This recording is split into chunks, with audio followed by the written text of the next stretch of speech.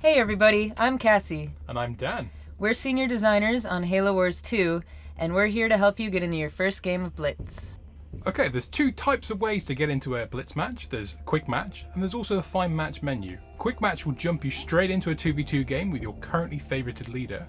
The Find Match screen will allow you to choose exactly what kind of size game you want, from a 1v1 to a 2v2 and a 3v3. It will also allow you to pick your leader along with your teammates, just to make sure not everybody goes cutter. Okay, so I've got into my first game. What do we do now, Cassie? Well, now it's time to get your units straight out onto the battlefield. Blitz is all about capturing control zones. When you and your team control more zones than your opponent, you're scoring points, and the goal of Blitz is to score 200 points to win. Whoa, what was that energy drop thing?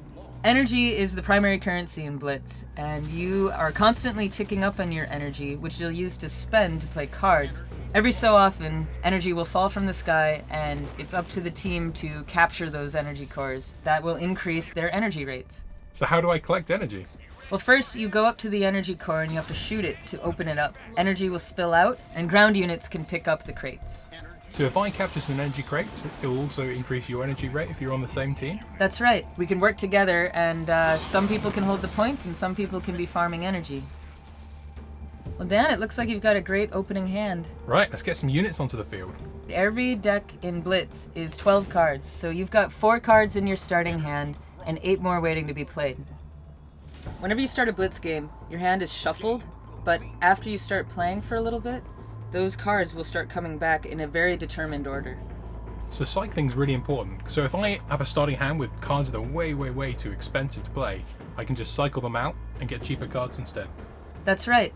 So something I like to do at the start of the games is have a quick peek at what my opponent's starting army is. Do I have any counters to that army? And if so, can I afford them now?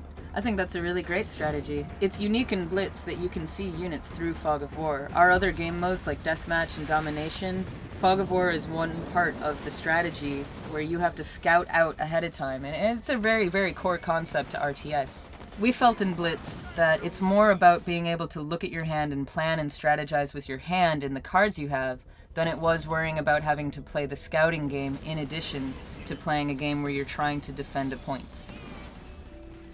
So in Blitz, there's 2 ways to deploy your units. You can deploy them at your home starting base, and they'll come in at full health. Or if you deploy units on the field, they'll come in with what's called deployment fatigue. This means they come in at half health, and also they deal half damage for 8 seconds. If you make it past the 8 seconds, they'll go back at the full health and back up to full damage. If you get hurt during that duration, you'll stick at that health.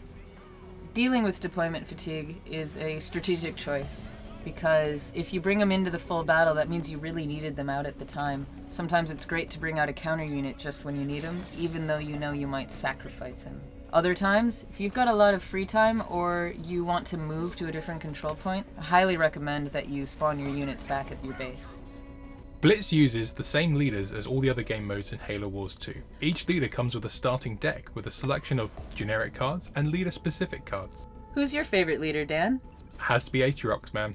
Well, let's go back and make a new Atriox deck. Cool, let's do it. This is Atriox's starter deck. We tried to build a player to be able to play fairly defensively. You can see that in this deck, you've got Atriox's Bulwark, which is a healing card. You've got Scorch Mines, which are landmines that you can put down before the enemy approaches you. And we've also built him out with the Blisterback Artillery to kind of lead the back line. And his special unit card, the Ironclad Hunters, they have the Guard keyword. And Guard is a keyword where this unit will take all the damage that other units, and protect other units around him. So if I'm not careful, that unit dies really fast. He can do, but he can also be a perfect counter to really high damage skill shots. Okay, so I'm pretty happy with that. I've got Eradication, I've got Atriox's Chosen, and Scarab Assault. One more thing, have you thought about changing up your starting army? Ooh, good point. How do I do that? Go back in to edit your deck, and down on the lower left there you can see that you have the Warlord starting army right now, but you can swap that with the Y button. He's also got the Bulletproof starting army, which starts you off with just a couple extra options. Let's try it out. You wish to test your skills with me? Very well.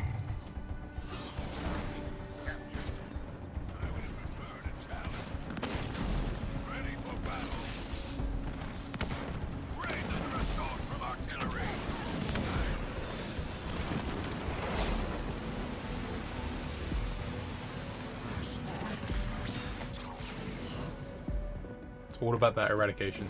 Oh, that is a strong leader power.